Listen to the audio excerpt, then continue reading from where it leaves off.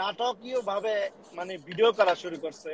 যেমন শেখ হাসিনা বলতেছিল না সংসদে যে ওই বাচ্চাগুলা রং মেখে তারপর শুয়েছিল, এটা ছিল, এগুলোর সব পরিকল্পনা ভাবে।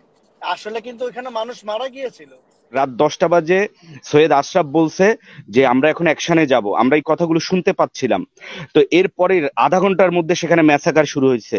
লক্ষ লক্ষ রাউন্ড, আমি সেটা বলবো না, হাজার হাজার রাউন্ড ফায়ারিং হয়েছে। আমি জীবনে প্রথম সাউন্ড গ্রেনেড সেই দিন শুনেছিলাম, আমি দেখেছিলাম। হেফাজতের জনসমাবেশটা হয়েছিল, সেটা হয়েছিল মূলত যে এন্টি মুসলিম কিছু ব্লগার ইসলামকে নিয়ে ম্যাসাকার করেছিল। কিন্তু কথা হচ্ছে স্যার, এই এন্টি মুসলিম ব্লগাররা একটু ম্যাডাম, সেটা হচ্ছে যে এরা কিন্তু সাভারকারের মতো নিজেদের নাস্তিক দাবি করে কিন্তু ইসলামকে আক্রমণ করে। এরা কখনোই হিন্দু ধর্ম বা অন্য কোনো ধর্ম নিয়ে আক্রমণ করে না। এবং এই নাস্তিকদেরকে দ্বিতীয় মুক্তিযুদ্ধের প্রথম শহীদ ঘোষণা করা হয়েছিল। আসসালামু আলাইকুম রহমতুল্লাহ। হাসিনা আপু, আপনার সহ সকল অতিথিদেরকে সালাম এবং ধন্যবাদ। আসসালামু আলাইকুম রহমতুল্লাহ। আসলে তো এটা প্রথম ধরেন আরম্ভ হয়েছে যুদ্ধ অপরাধী বা রাজাকারদের বিচার উপলক্ষে। তখন শাহবাগে দেখা গেল কি অনেক নাস্তিক একসাথে হয়েছে।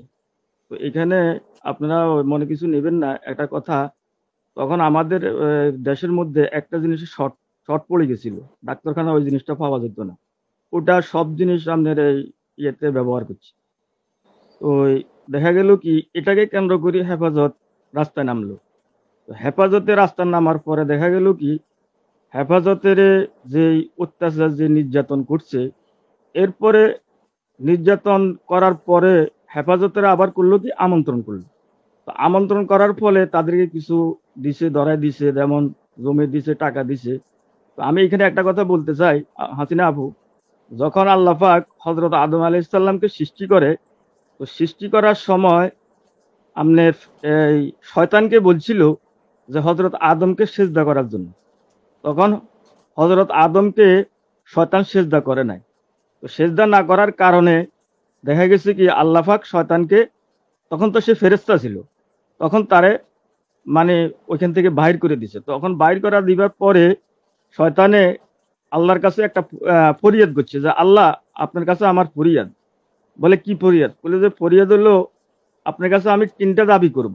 বলে 3টা দাবি কি?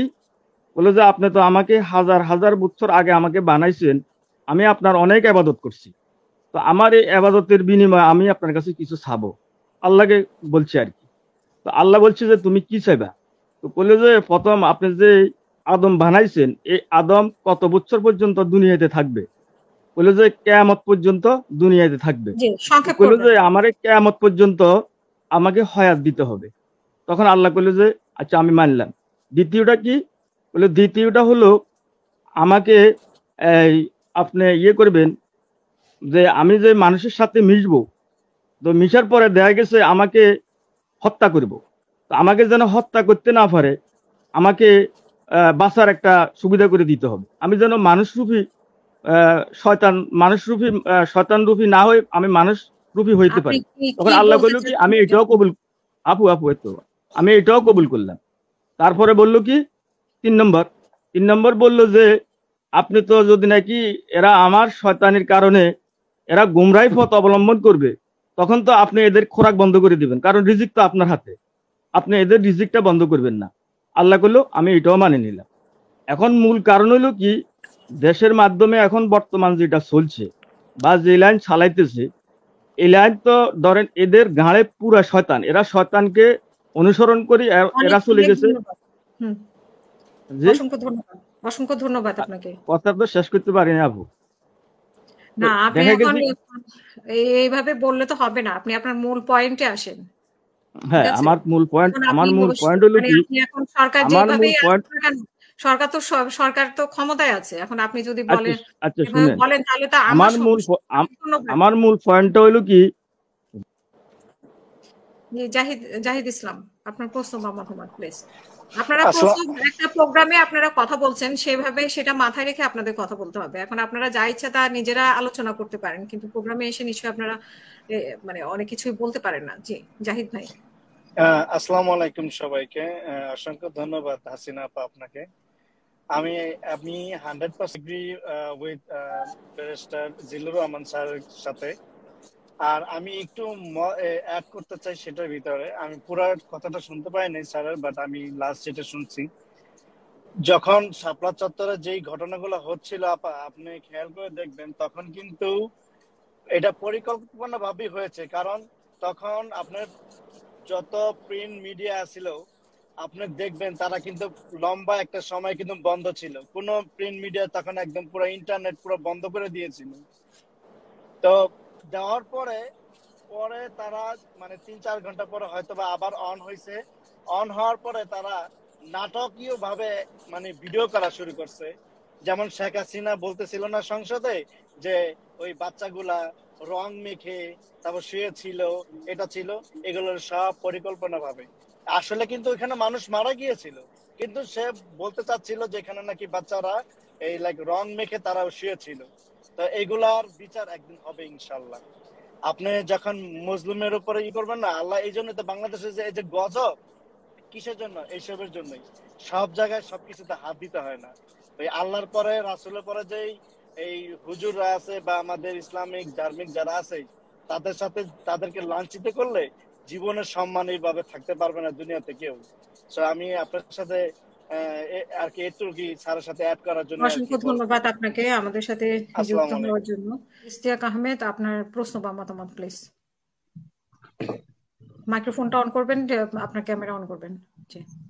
সবাইকে আসসালামু আলাইকুম, অভিবাদন। আসলে আমি খুব মানে আজকের টপিকটা খুব সুন্দর ছিল। আমার আক্ষেপ লাগে যে আজ থেকে প্রায় ৮-১০ বছর হয়ে গেল, কিন্তু ৫ই মের শহীদদেরকে রাষ্ট্রীয় বিএনপি বা কোনো দলের পক্ষ থেকে শহীদ হিসাবে ঘোষণা করা হলো না। আমি ৫ই মে ২০১৩ সালে আমি আমার ভার্সিটি থেকে সেই দিন ক্লাস করে আসছিলাম। আমি দেখেছি সেখানে কি হয়েছে। আমি নিজের চোখে দেখেছি রক্তপাত কাকে বলে। এখানে স্যার বললেন যে ৩টার পরে হত্যাকাণ্ড শুরু হয়েছে। না sir, for you kind information ৭:৩০টায় লাইট নিবানো হয়েছিল। আমি সেই দিন এক আইনজীবীর চেম্বারে গিয়েছিলাম। সেখানে আমি নিচে আসছিলাম স্যার, ৩ রাউন্ড মানে আমার বন্ধুকে ৩ রাউন্ড ফায়ার করা হয়েছে এবং মূল অপারেশনটা শুরু হয়েছে রাত 10:30টার পর থেকে স্যার। এবং রাত 10টা বাজে সৈয়দ আশরাফ বলছে যে আমরা এখন অ্যাকশনে যাব। আমরা এই কথাগুলো শুনতে পাচ্ছিলাম। তো এরপরে আধা ঘন্টার মধ্যে সেখানে ম্যাসাকার শুরু হয়েছে।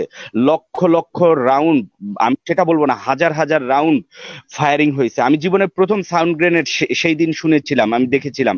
স্যার, এখানে মানে কত মারা গেছে, কতজন গুলি খেয়েছে, সেই কথাগুলো বলতে গেলেও এখন মামলা খেতে হবে। অর্থাৎ ইতিহাসকে স্বপ্রণোদিত ভাবে চেপে ধরা হয়েছে, মূল ইতিহাসটা সামনে দেয়া হচ্ছে না।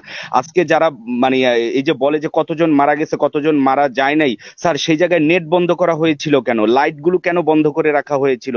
সেখানে কোনো সংবাদকর্মীকে অপারেশনের সময় ঢুকতে দেওয়া হয়নি কেন? গুটি কয়েক দালাল সাংবাদিককে ঢুকানো হয়েছে এবং তারপরে দিগন্ত টিভি এবং চ্যানেল 1 বন্ধ করে দেওয়া হয়েছিল। স্যার আমরা জানি দিগন্ত টিভির কাছে ফুটেজগুলো ছিল, সেগুলো সব ডিস্ট্রয় করা হয়েছে। আর স্যার সেই দিন সকল জাত, সকল দল, রাজনৈতিক দল, এমনকি জাতীয় পার্টিও জনগণকে এই হেফাজত কর্মীদের বিরিয়ানি বিলি করছে, পানি বিলি করছে। আমি নিজের চোখে দেখছি জাতীয় পার্টি, এবং জাতীয় পার্টির সেই দিন পারফরমেন্স অসাধারণ ছিল, ইসলামের পক্ষে ছিল। এবং আমি দেখেছি যে বঙ্গবীর কাদের সিদ্দিকীও হেফাজতের প্রতি সহমর্মী ছিল। কিন্তু আমার কথা হচ্ছে যে কতজন মারা গেছে স্যার সেটা আমি বলছি না, কিন্তু আমি শুধু এতটুকু বলছি আমি নিজের চোখে সেই রাতে রক্ত দেখেছি। স্যার আমি যখন শেষ করবেন ১:৩০টা বাজে এসেছিলাম, ইন্ডিপেন্ডেন্ট টাইম ২ জন হেফাজত কর্মীকে হত্যা করা হয়েছিল, সেটা নিয়ে স্লোগান তোলা হয়েছিল, কিন্তু সামনাসামনি বলার সাহস নাই। আজকে পর্যন্ত তাদের ঘোষণা করে নাই। এবং আমার আপত্তি এই জায়গায়, যে কারণে এই হেফাজতের জনসমাবেশটা হয়েছিল, সেটা হয়েছিল মূলত যে এন্টি মুসলিম কিছু ব্লগার ইসলামকে নিয়ে ম্যাসাকার করেছিল। কিন্তু কথা হচ্ছে স্যার এই এন্টি মুসলিম ব্লগাররা একটু ম্যাডাম, সেটা হচ্ছে যে এরা কিন্তু সাভারকারের মতো নিজেদের নাস্তিক দাবি করে কিন্তু ইসলামকে আক্রমণ করে। এরা কখনোই হিন্দু ধর্ম বা অন্য কোনো ধর্ম নিয়ে আক্রমণ করে না। এবং এই নাস্তিকদেরকে দ্বিতীয় মুক্তিযুদ্ধের প্রথম শহীদ ঘোষণা করা হয়েছিল।